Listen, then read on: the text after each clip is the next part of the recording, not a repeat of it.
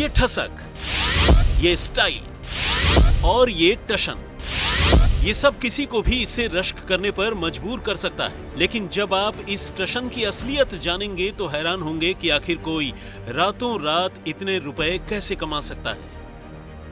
दरअसल आलीशान दफ्तरों और होटलों में नजर आ रहा ये वही जय वाजपेयी है जिसे कानपुर के गैंगस्टर विकास दुबे के खासम खास फाइनेंसर के तौर पर जाना जाता है और इस वक्त ये फाइनेंसर पुलिस की गिरफ्त में है। सूत्रों की माने तो अब से 7 साल पहले तक जय महज 4,000 रुपए की नौकरी करता था, लेकिन विकास दुबे के साथ मिलकर उसने ऐसे गुल खिलाए कि रातों रात करोड़पति बन बैठा। पुलिस सूत्रों की माने तो जय पर विकास की काली कमाई को छिपाने की जिम्मेदारी थी। इसके अलावा जमीन की खरीद फरोख्त का धंधा हो या फिर अफसरों से लाइजनिंग का काम, दुबे के लिए सब कुछ जय ही करता था।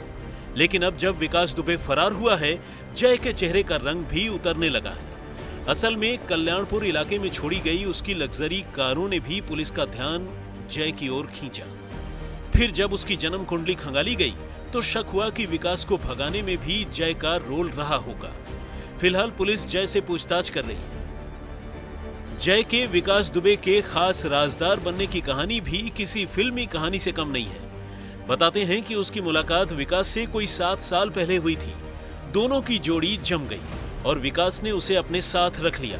वो विकास का काम संभालने लगा और चंद सालों में ही कुछ हजार रुपए कमाने वाला जय करोड़पति बन गया।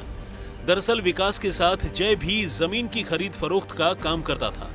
दोनों विवादित जमीन पर कब्जा करते और उसे मुंहमांगी कीमत पर आगे बेच देते।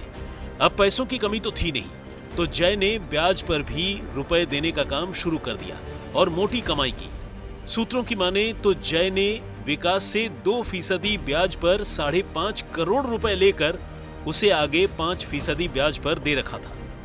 जय ने विकास दुबे के बैंक खाते में एक हफ्ते पहले भी 15 लाख रुपए ट्रांसफर किए थे। उसके पास लखनऊ के अलावा कानपुर में अच्छी खासी प्रॉपर्टी है, लेकिन अब विकास का यही गुर्गा पुलिस की गिरफ्त में है और उसके सही गलत धंधों के राज खुल रहा है।